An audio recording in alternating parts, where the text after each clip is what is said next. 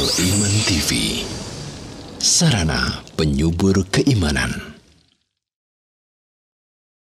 Alhamdulillah, kita bersyukur kepada Allah Ta'ala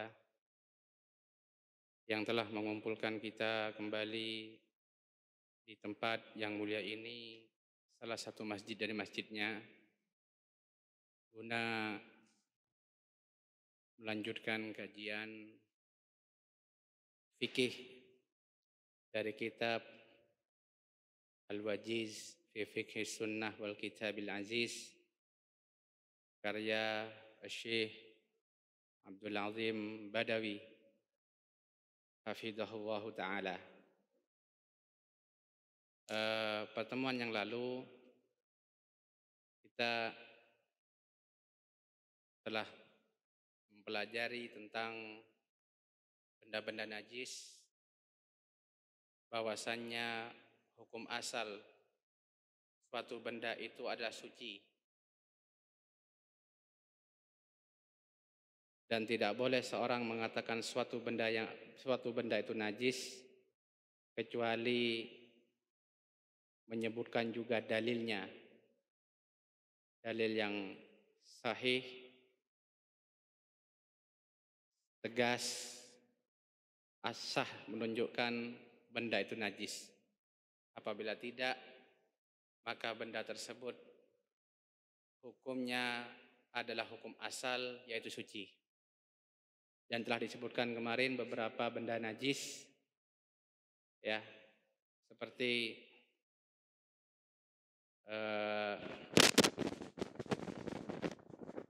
kencing dan kotoran manusia, madhi, wadi, juga kotoran binatang yang haram dimakan, yaitu dagingnya haram dimakan, seperti kotoran binatang buas, darah haid, liur anjing, bangkai, semuanya adalah najis karena ada dalil yang menunjukkan bahwasanya benda-benda tersebut najis. Adapun pembahasan berikutnya, qala al-muallif hafidhahullah ta'ala, kaifiyatu tadhhir an-najasah. Bagaimana cara mensucikan suatu najis. Nah, dan ini inti pembahasan kita. Karena pembahasan kita ini kaitan dengan thaharah, bersuci. Disebutkan kemarin benda-benda najis, hubungannya karena sesuatu atau suatu salat tidak akan diterima kecuali suci diantara dari najis.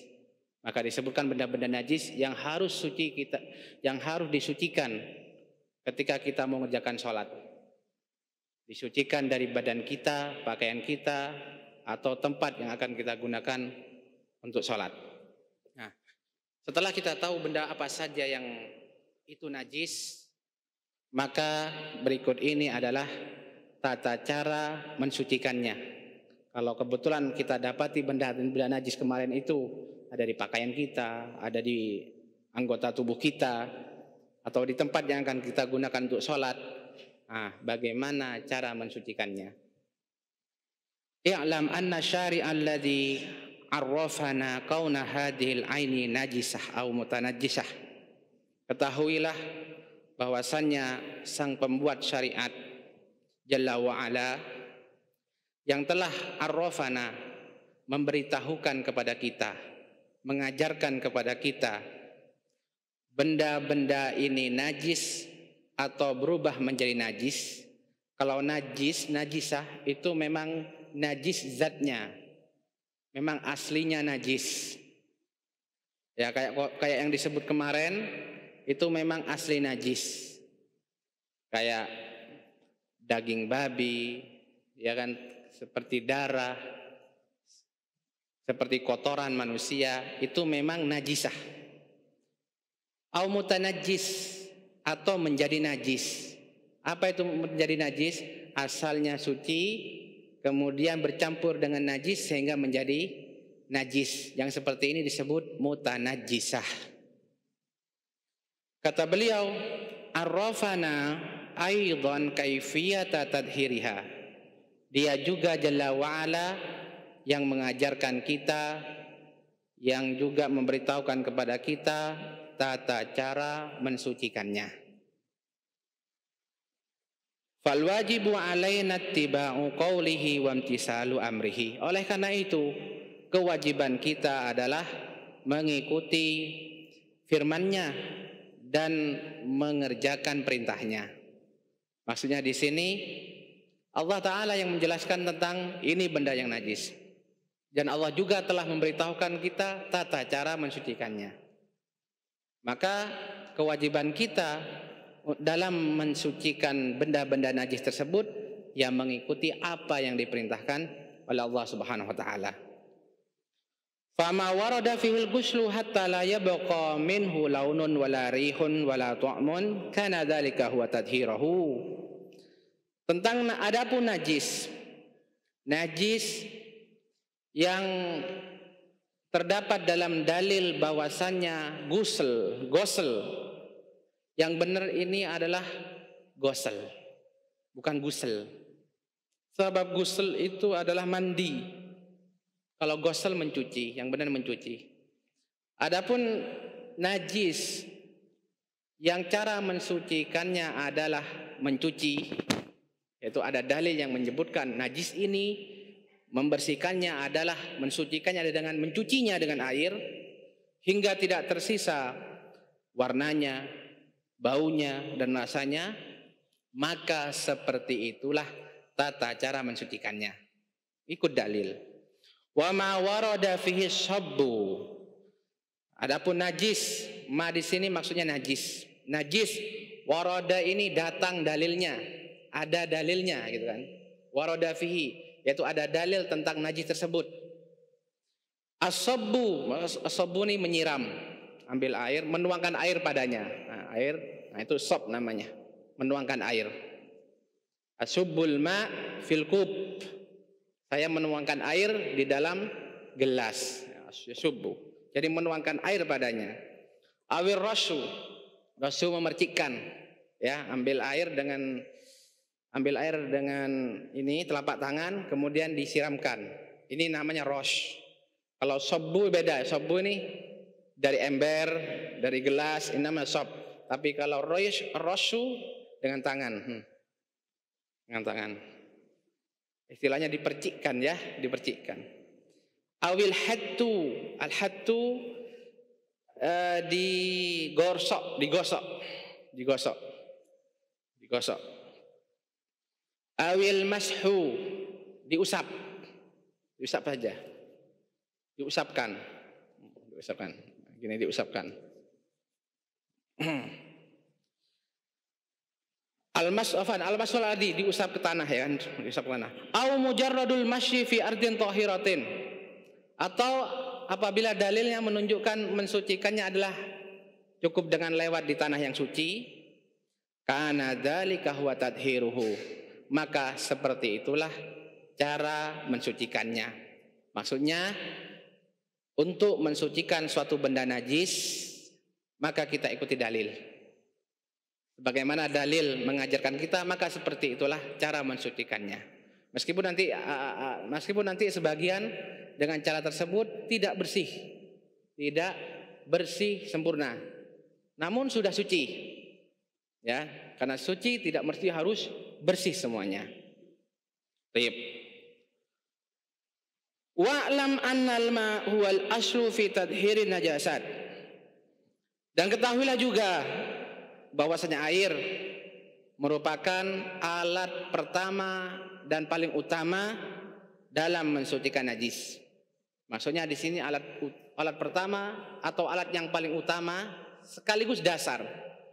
Bahwasanya apabila kita dapati benda najis namun tidak ada dalil yang menjelaskan cara mensucikannya, maka airlah untuk mensucikannya. Dan bahwasanya air itu alat untuk mensucikan semua najis, termasuk najis yang ada dalil secara khusus menyebutkan cara mensucikannya. Contoh nanti ada najis yang terdapat pada sandal misalkan orang lewat kemudian nginjak kotoran manusia, ini najis ternempel pada sandal.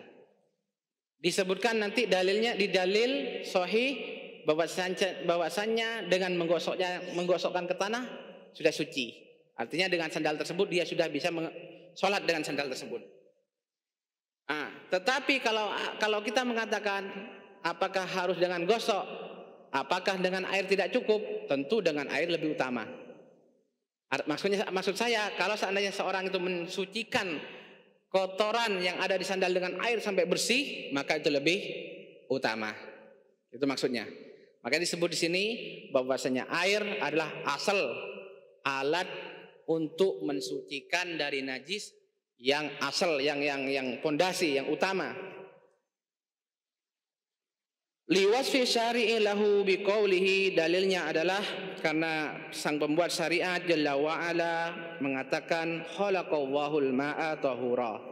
Allah menciptakan air sebagai alat untuk bersuci. Ini umum, alat bersuci untuk apa saja. Fala yu'dalu ila ghairihi, sehingga tidak boleh diganti. Yu'dal itu diganti kepada yang lainnya, menggunakan alat selainnya. Illa idza sabata dzalika an syari', kecuali ada dalil sahih dari sang pembuat syariat. Jadi air yang digunakan untuk mensucikan najis apa saja, kecuali ada dalil yang mengatakan bahwa najis tertentu cara mensucikannya begini. Wa illa fala, maka kalau tidak ada dalilnya maka tidak boleh. Kembali bahwasanya alat bersucinya adalah air, dicuci dengan air sampai bersih, tidak tersisa baunya, tidak warnanya, tidak juga rasanya. Baik. Idza alimat dzalika fa ilaika ma jaa bi syar'u fi sifati tadhhiril a'yanin najisal mutanajjis abil mutanajjisah. Apabila kamu kalau sudah tahu ini bahwasanya mensucikan benda najis itu hukum asalnya adalah air, kecuali apabila ada dalil yang menyebutkan tata cara yang lain, kata beliau, maka berikut ini beberapa tata cara mensucikan benda-benda najis tertentu, ya, yang disebutkan oleh dalil. Maksudnya ada dalilnya. Maksudnya ikhwani fillah, bahwasanya ada beberapa benda najis atau benda yang terkena najis yang bisa disucikan dengan selain air, karena ada dalilnya. Karena kita sebut dari awal kalau nggak ada dalilnya maka mensucikannya adalah dengan air sampai bersih. Nah, tapi kalau ada dalilnya maka kita ikuti dalil. Yang pertama, tadhiru jildil maitati biddibag. Tata cara mensucikan kulit bangkai dengan menyamaknya. Ya, ini baru, kan nggak menggunakan air. Menyamak ini ada tradisional, tapi kalau di zaman modern ini sudah ada alatnya dengan bahan kimia, yaitu dibersihkan lembab-lembabnya, dibersihkan busuk-busuknya dari kulit tersebut sehingga bersih. Intinya menyamak. Intinya bahwasanya kulit ini menjadi suci dengan disamak, tidak harus dengan air. Pertama kita ketahui kemarin bahwasanya bangkai itu najis, termasuk kulitnya. Dan ini bisa menjadi suci caranya dengan disamak. Dalilnya adalah An Ibnu Abbas radhiyallahu anhu maqal sami'tu Rasulullah sallallahu alaihi wasallam yaqul ayyuma ihabin dubigha faqad tahura. Ihab apa saja? Ihab ini adalah artinya kulit bangkai. Ihab ini artinya kulit bangkai. Kulit bangkai apa saja bila telah disamak maka dia menjadi suci. Ini dalilnya. Kemudian kaitan dengan kulit yang menjadi suci dengan disamak itu ada 4 macam. Itu perlu diketahui, ini penting. Yang pertama, kulit dari hewan yang halal dagingnya dan disembelih dengan cara syar'i. Dengan cara syar'i. Seperti sapi disembelih dengan cara syar'i. Maka kulitnya suci. Meskipun tidak disamak. Kulit sapi atau kambing kurban itu suci. Ya kan? Kenapa? Tadi sebut kulit tersebut dari hewan yang halal dagingnya dan disembelih dengan sembelihan syar'i. Maka ini suci meskipun tidak disamak. Yang kedua, kulit dari hewan yang halal dagingnya seperti sapi kambing tadi, namun tidak disembelih dengan sembelihan syar'i. Tidak disembelih dengan sembelihan syar'i. Atau dia mati dalam keadaan bangkai. Ya, mati bangkai ini mati dalam keadaan tidak disembelih syar'i ya, seperti mati karena terjatuh dari ketinggian, mati ditabrak truk atau yang lainnya, mati karena tarung ya, atau dimakan binatang yang lain yang bukan buruan. Maka seperti ini namanya maitah, bangkai. Apa kata para ulama kaitan dengan ini? Maka kulitnya najis. Kulitnya najis. Dan bisa menjadi suci dengan disamak. Jadi kulit hewan, kulit bangkai yang bisa suci dengan disamak, yang pertama adalah dari binatang yang halal dimakan dagingnya. Yang pertama. Tip. Jenis yang ketiga, kulit binatang buas. Kulit binatang buas. Kita tahu binatang buas ini binatang yang haram dimakan. Binatang yang haram dimakan. Maka ulama berbeda pendapat. Apakah menjadi suci dengan disamak atau tetap najis? Ini kita sudah tidak membahas binatang yang aslinya najis. Ya, aslinya najis. Seperti babi. Kalau babi sepakat sudah. Itu tidak bisa disucikan dengan disamak. Tidak bisa disucikan dengan sama. Kulit babi, kulit anjing itu sudah tidak bisa disucikan dengan disamak. Karena sudah najis dari asalnya.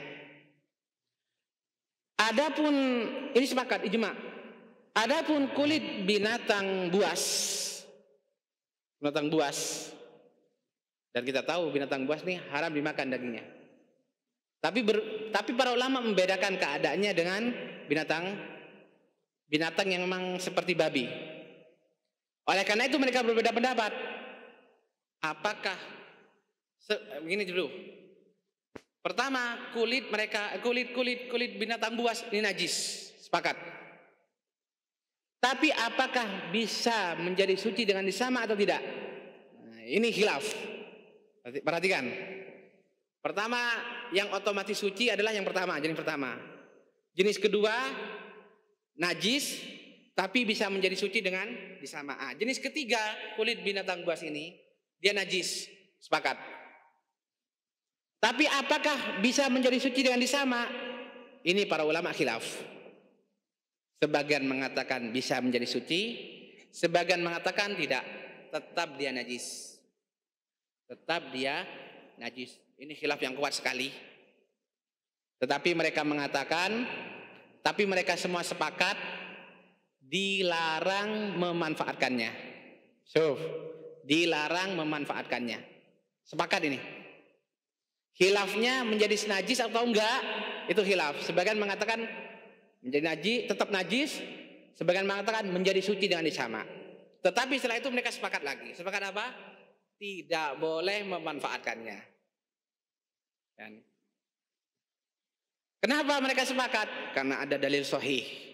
Ya, ada dalil sahih dari Rasul Shallallahu Alaihi Wasallam, hadis riwayat At-Tirmizi disahihkan oleh Imam Nawawi dan Imam Al-Albani. dari Abul Malih dari ayahnya, anna nabiyya naha an juludis siba an tuftarosh. Bahwasanya Nabi SAW melarang kulit-kulit binatang buas itu digelar, yaitu dimanfaatkan untuk dijadikan alas. Nah, larangan ini mencakup semua pemanfaatan. Kalau dijadikan alas saja nggak boleh, apalagi dijadikan pakaian. Jadi kulit harimau, kulit apa lagi, dan teman-teman udah ya, dan singa dan apa saja itu haram dimanfaatkan. Meskipun aku ikut pendapat ulama yang mengatakan suci, ya mungkin suci, mungkin yang lebih kuat juga suci, karena sebagian ulama kuat-kuat juga yang mensucikannya, mengatakan bisa suci dengan disama.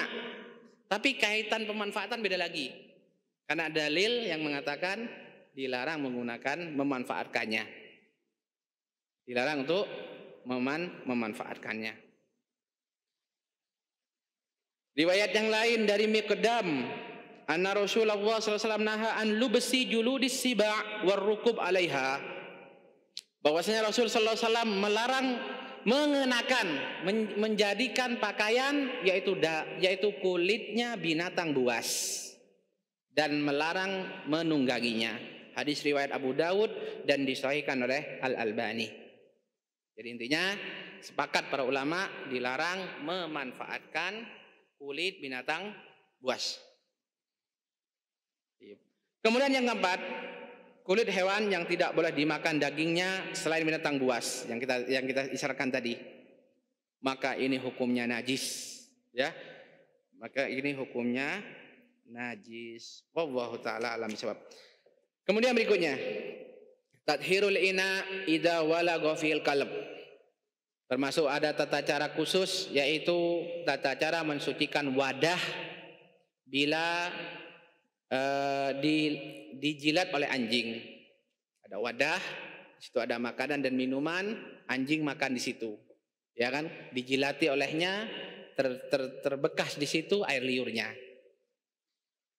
An Abi Hurairah anna Rasulullah sallallahu alaihi wasallam qaal, dari Abu Hurairah radhiyallahu anhu bahwa Rasulullah sallallahu alaihi wasallam bersabda, tahuru ina'i ahadikum idza walagha fihil kalbu an yaksilahu sab'a marratin ulahunna biturab.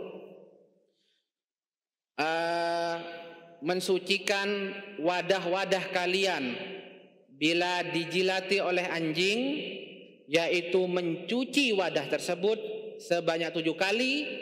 Yang pertama dengan tanah. Yang pertama dengan tanah. Yang pertama yaitu ambil, digosok dengan tanah. Bisa dengan tanah wadah tersebut. Ambil tanah, digosokkan dengan tanah tersebut.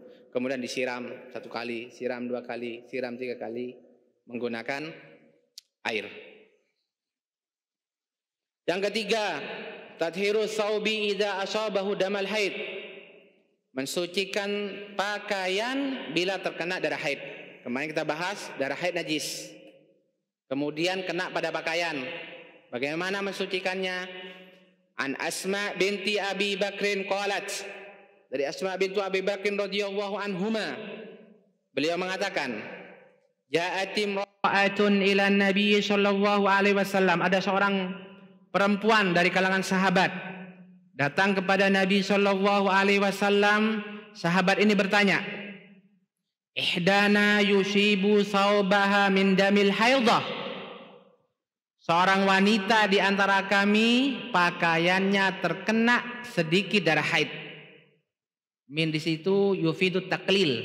Min yufidu taklil, memiliki makna sedikit. Itu ada bagian yang terkena darah haid dari pakaiannya. Kaifa tasna, ya Rasulullah, apa yang dia lakukan untuk mensucikan pakaian tersebut sehingga bisa digunakan untuk sholat lagi? Faqal, beliau mengatakan, tahuttuhu, menggosoknya, ya, digosok-gosok. Tsumma takrusuhu bil ma', kemudian mengerik dengan kukunya menggunakan air, dikerik ya. Ini menunjukkan agar ada usaha dan kesungguhan untuk membersihkannya. Jadi bukan sekedar dicuci biasa. Karena kalau darah haid itu kering, maka dia nempel. Maka tahapan pertama adalah digosok-gosok. Kalau belum bersih, dikerok dengan kuku. Kasih air. Kalau dikasih air kan biasanya kan menjadi lembek lebih mudah. Gosok terus. Summa tandahuhu. Kemudian disiram dengan air. Dikirai dengan air. Setelah usaha dengan dikerik sampai maksimal, mentok sudah, kemudian disiram dengan air. Tsumma tusalli fihi.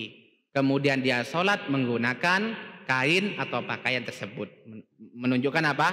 Bahwasanya pakaian setelah melewati tahap tadi, 3 tahap tadi sudah menjadi suci. Ya, digosok-gosok dulu, belum bersih juga, dikerok pakai kuku semaksimal mungkin. Bukan cuma syarat ya, yang penting digosok enggak, dibersihkan sebersih-bersihnya. Kemudian disiram setelah usaha maksimal, disiram dengan air, kemudian suci. Meskipun masih ada sisa sedikit. Ya, meskipun ada sisa, biasanya sulit sudah. Apalagi masuk di sela-sela kain sulit. Nah, boleh dikerjakan meskipun ada sisa sedikit. Yang sedikit ini dimaafkan. Tidak mengapa menggunakan pakaian tersebut untuk sholat. Oleh karena itu beliau mengatakan di sini, wa in baqiya ba'da dzalika atharu fala ba'sa. Meskipun setelah itu ada sisanya, maka ini tidak mengapa.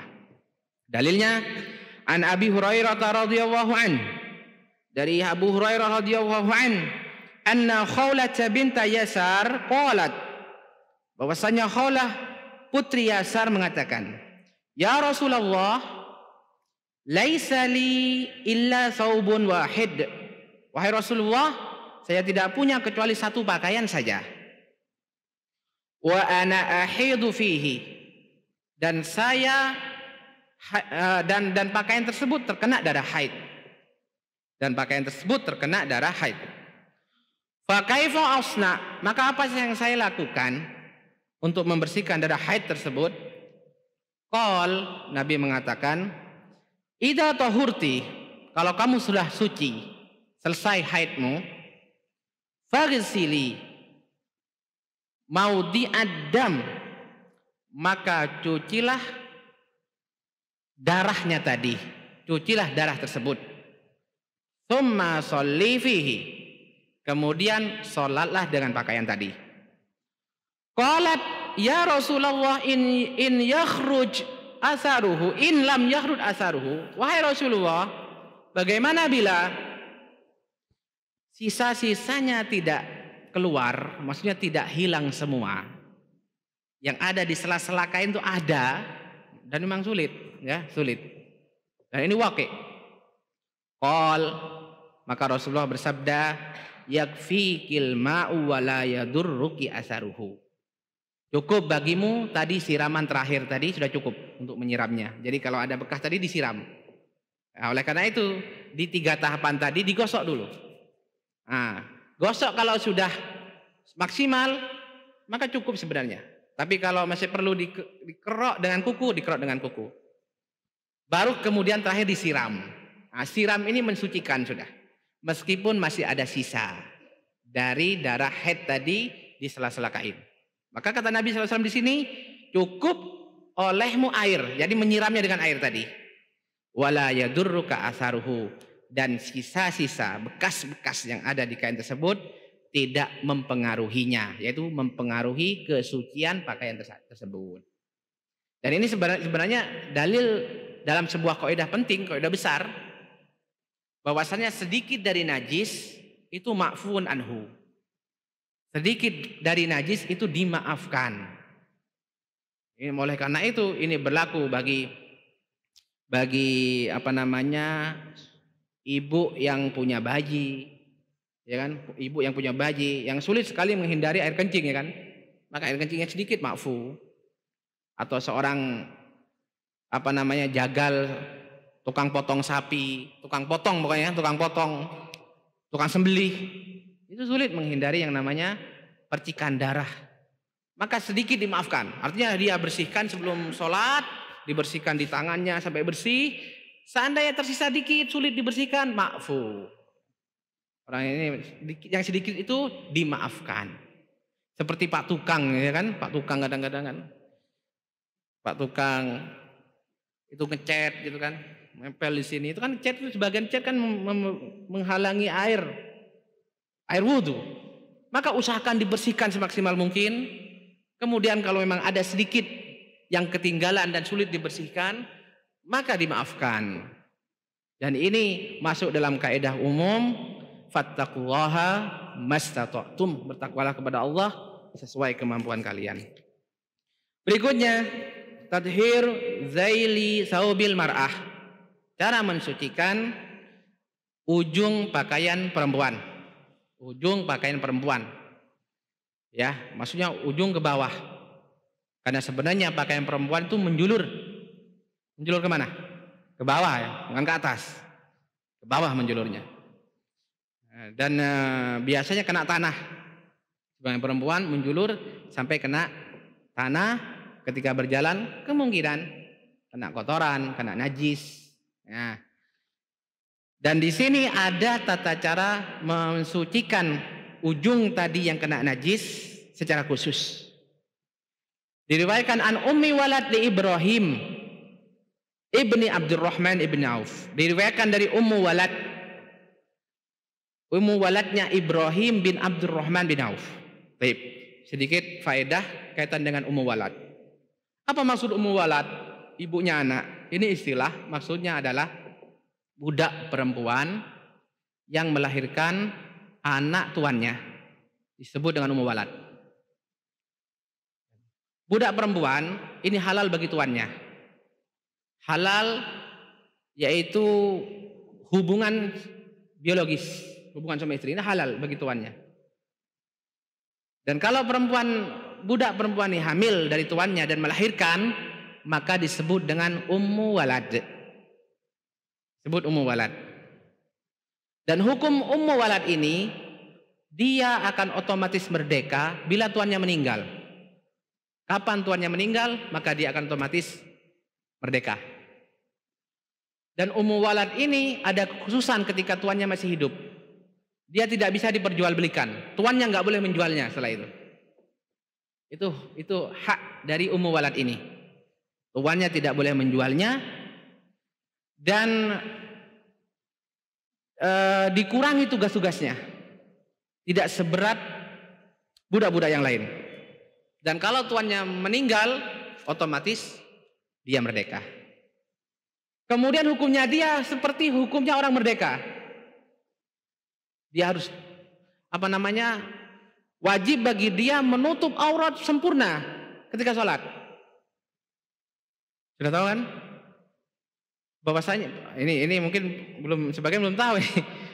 Bahwasanya budak perempuan itu dalam sholat auratnya setengah dari auratnya orang merdeka atau perempuan. Ya, setengah yang wajib itu. Dan dada bukan aurat dalam sholat. Artinya gini ya.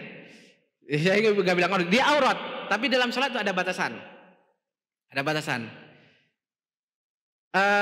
Budak secara umum itu tidak sejajar dengan orang yang merdeka. Dia separuh dalam hukum apa saja, termasuk dalam sholat. Makanya banyak kewajiban-kewajiban yang gugur dari budak, termasuk dalam menutup aurat ketika sholat. Dalam menutup aurat ketika sholat, budak perempuan tidak mengapa sholat dalam keadaan kepala tersingkap, itu nggak mengapa, karena bukan termasuk aurat dalam sholatnya.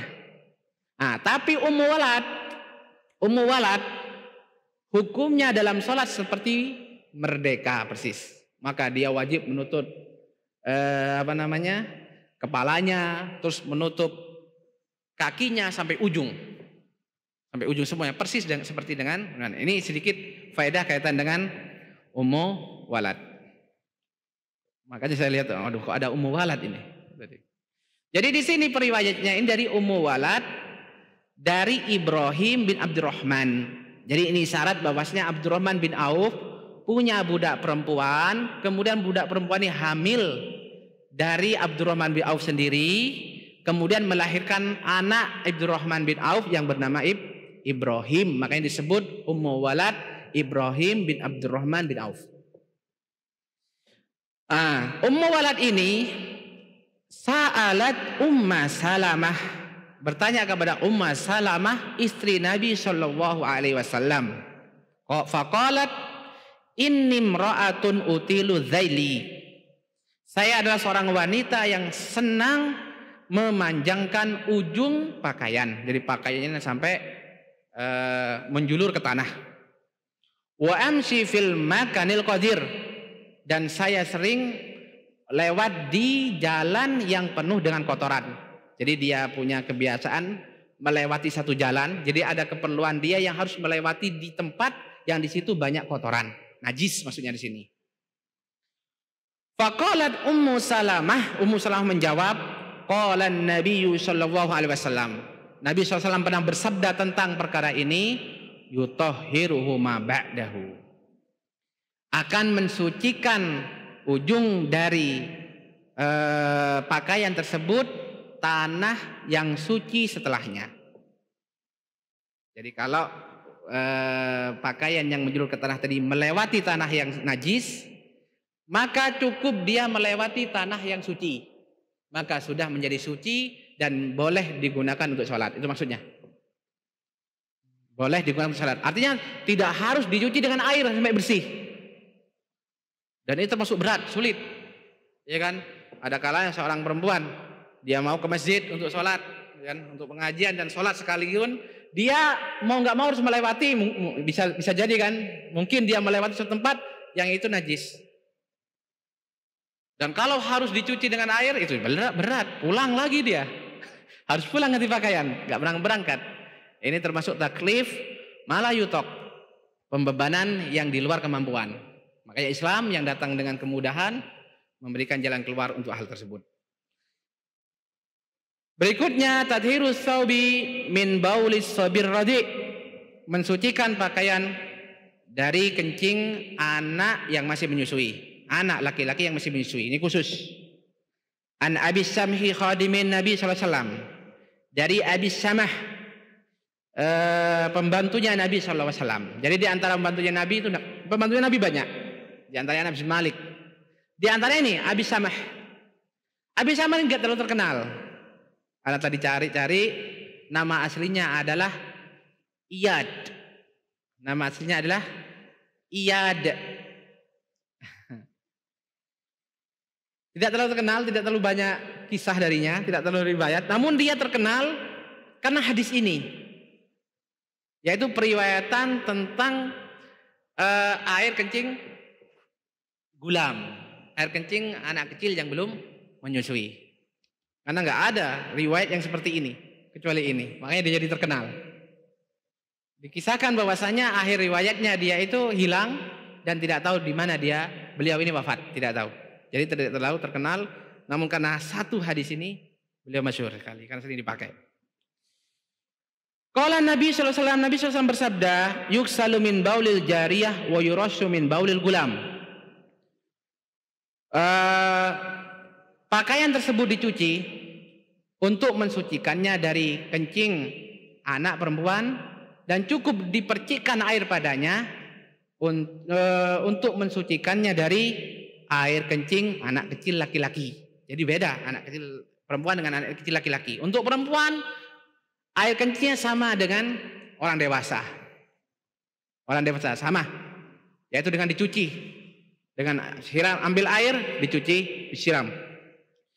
Untuk anak kecil laki-laki itu cukup dipercikkan air. Jadi tidak harus dikucek-kucek, tidak harus. Cukup dipercikkan air, ambil air, sudah cukup, sudah suci. Meskipun masih ada baunya, Nah, ini caranya.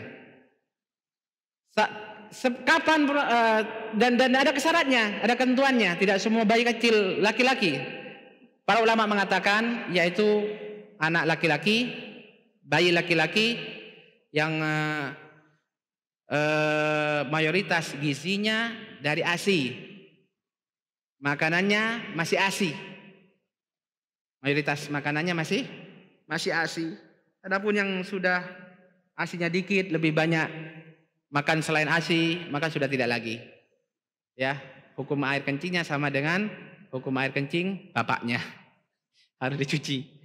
Tapi yang ini masih kecil. Ya. Contoh misalkan di rumah kita kan tahu-tahu kencing di karpet. Ya, kencing di karpet kan. Oh, ini anak laki-laki masih ambil air, percikan di bekasnya. Itu sudah suci lagi. Sudah suci lagi. Ini sudah adzan ya. Sekali adzannya. Kita lanjutkan habis adzan, insyaallah.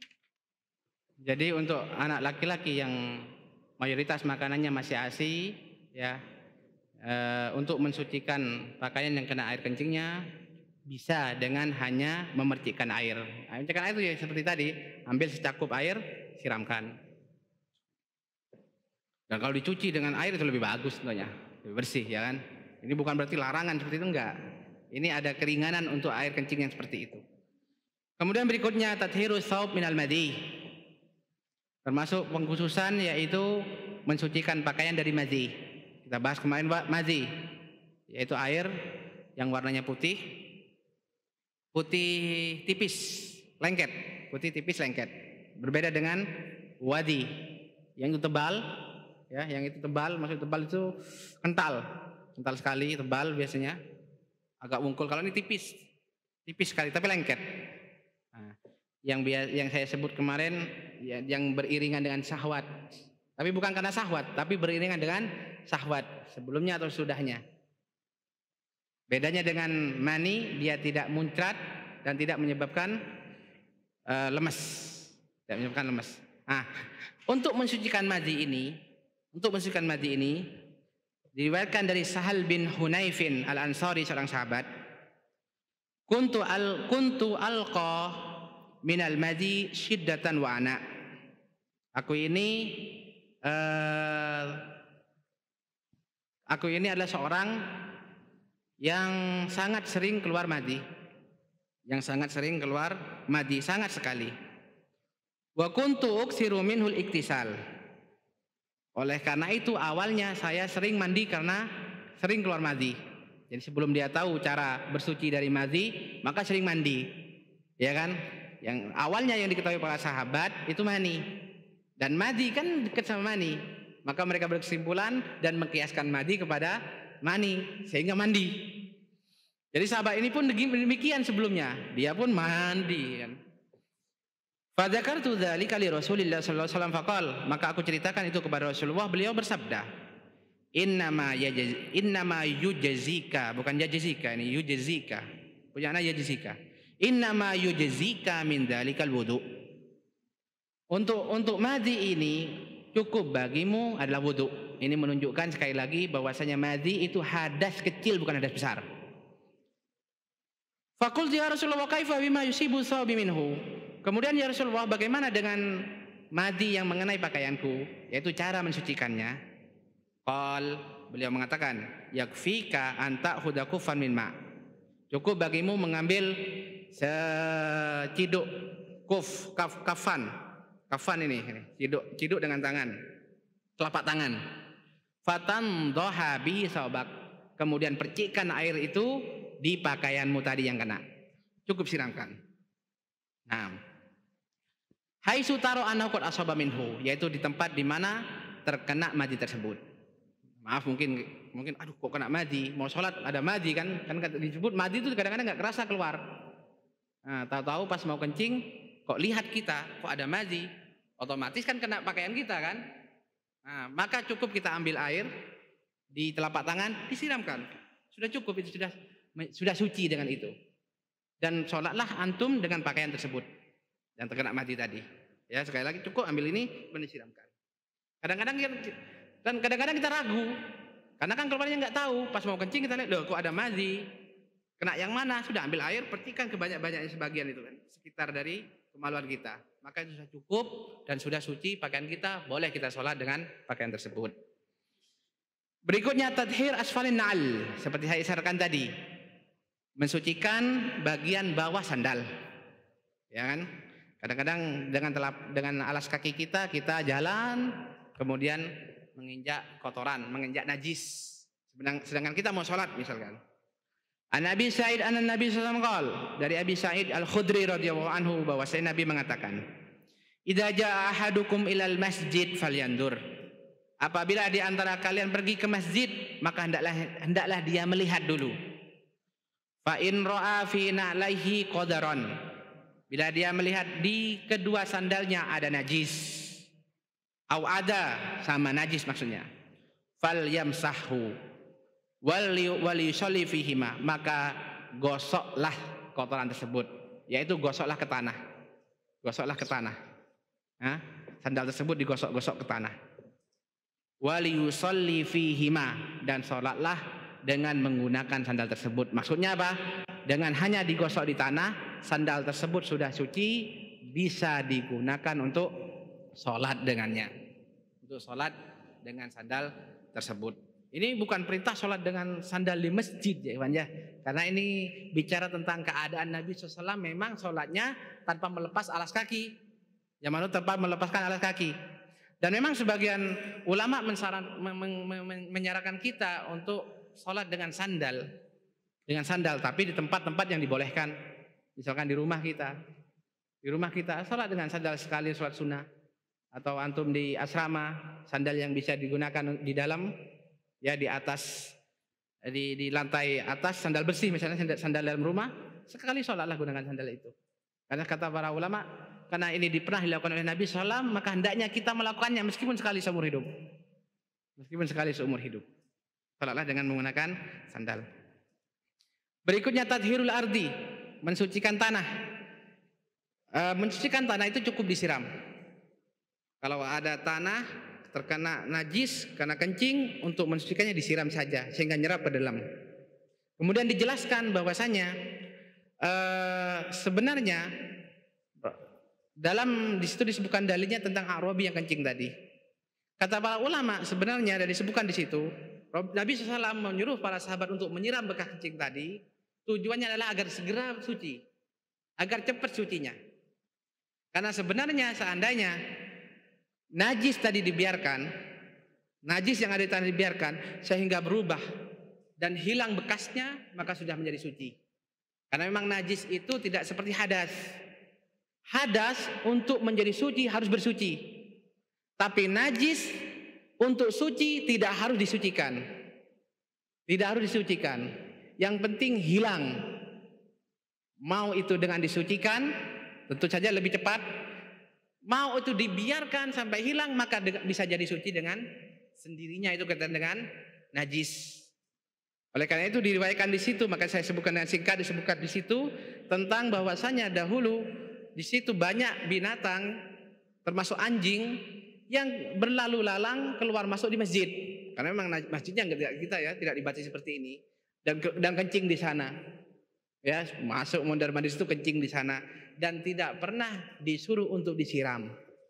Tidak pernah disuruh untuk disiram, tapi dibiarkan sehingga hilang bekasnya dan menjadi suci dengan sendirinya. Begitu juga dengan benda-benda najis yang berubah menjadi debu karena dibakar atau dibiarkan sehingga menjadi debu, maka ini juga menjadi suci. Sebab najis yang ditetapkan oleh syariat, oleh Allah dan Rasulnya, itu najis pada benda tertentu, sehingga hukumnya menempel pada benda tersebut. Sehingga ketika berubah menjadi abu, menjadi tanah, dan tanah itu suci, maka hukumnya pun berubah. Hukumnya pun berubah. Kotoran manusia kering, kemudian dibakar, artinya kering dan menjadi debu. Ini lama-lama kotoran-kotoran kan kalau dibiarkan jadi tanah kan? Jadi tanah. Maka ketika sudah menjadi tanah, jadi tanah ya Wahyudi, berarti udah nggak bau ya. Kalau masih bau berarti belum. Sudah jadi tanah, sudah nggak bau, hilang bekasnya, maka dia sudah menjadi suci. Atau dibakar sehingga menjadi abu. Ya kan? Daging babi, daging ini kan mati mungkin, dibakar sampai hancur jadi abu, maka abunya sudah tidak najis lagi tapi suci. Sebab apa? Sekarang sudah bukan babi lagi, sekarang sudah bukan daging anjing lagi, tapi sudah jadi abu, dan abu itu tanah, tanah itu suci. Wallahu ta'ala bishawab, karena waktu yang sangat terbatas, mudah-mudahan bermanfaat untuk kita semua. Kita tutup dengan doa kafaratul majlis. Subhanakallahumma bihamdik, asyhadu an la ilaha illa anta astaghfiruka wa atubu ilaik. Assalamualaikum warahmatullahi wabarakatuh.